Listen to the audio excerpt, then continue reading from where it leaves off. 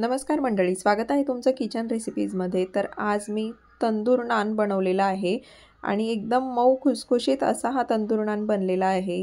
तर आपण कृतीला सुरुवात करूया। अगदी झटपट आणि सोपी अशी ही कृती आहे। त्यासाठी मी इथे 2 वाट्या मैदा घेतलेला आहे, अर्धा चमचा पिठी टाकून घेतली, चवीपुरतं मीठ टाकून घेतलं, 1 चमचा बेकिंग पावडर टाकून घेतली आणि पाव चमचा बेकिंग सोडा टाकून घेतलाय। आता हे सर्व साहित्य असं चाळून घेणार आहे।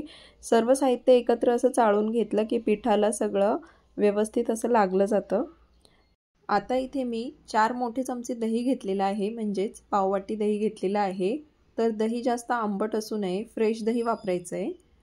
तर सर्वात आधी हे पीठ दह्यामध्ये व्यवस्थित मिक्स करून घ्यायचं आहे आणि नंतर लागेल तसं दूध किंवा पाण्याचा वापर करून हे पीठ मळून घ्यायचं आहे। तर इथे मी अर्धी वाटी कोमट दूध घेतलेलं आहे आणि हे पीठ मी इथे दुधामध्ये मळून घेत आहे।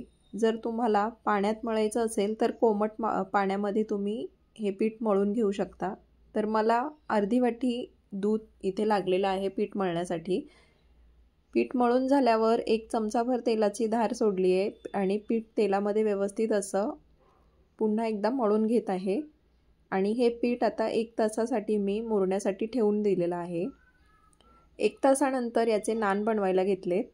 तर पुन्हा एकदा तेल टाकून मळून घ्यायचं आहे पीठ। 5-7 मिनिटं पीठ चांगलं तेलात मळून मऊ करून घ्यायचं आहे आणि त्यानंतर आपण ह्याच्या रोटी बनवायला घेणार आहोत।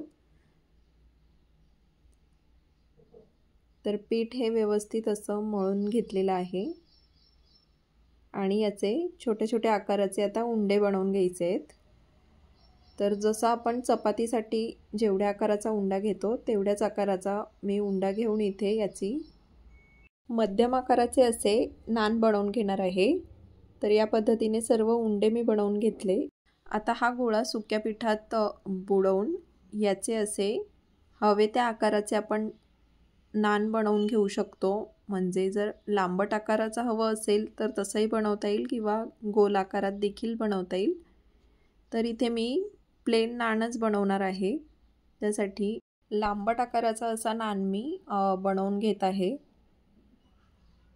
तर हा नान लाटून झालेला आहे। याच्या दुसऱ्या बाजूला आता पाणी लावून घेतलेलं आहे आणि जी पाणी लावलेली बाजू आहे ती तव्यावर टाकून घ्यायची आहे। व्यवस्थित असं तव्याला चिकटवून घ्यायचा आहे हा नान आणि एक बाजू चांगली भाजली गेली की दुसरी बाजू ही अशी गॅसवर भाजून घ्यायची आहे। आता इथे माझ्याकडे हा नॉनस्टिक तवा आहे त्यामुळे व्यवस्थित असं चिकटलं नाही गेलेलं आहे। तर मी डायरेक्ट या पद्धतीने असं गॅसवर भाजून घेत आहे। तुमच्याकडे जर चिमटा असेल तर चिमट्याच्या साहाय्याने व्यवस्थित असा हा नान भाजून घ्या आणि शक्यतो नानसाठी हा लोखंडी तवाच वापरा। जो भाकरीचा तवा असतो ना लोखंडी, त्यावर नान जास्त चांगले बनतात, पण माझ्याकडे नव्हता म्हणून मी नॉनस्टिक तव्यावरती नान बनवले।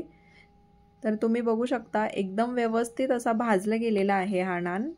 तर या पद्धतीने सर्व प्लेन बटर नान माझे तयार झालेले आहेत। तर आजची रेसिपी तुम्हाला कशी वाटली हे कमेंटमध्ये नक्की कळवा आणि चॅनलवर जर नवीन असाल तर चॅनलला लाईक, शेअर, सबस्क्राईब नक्की करा। धन्यवाद।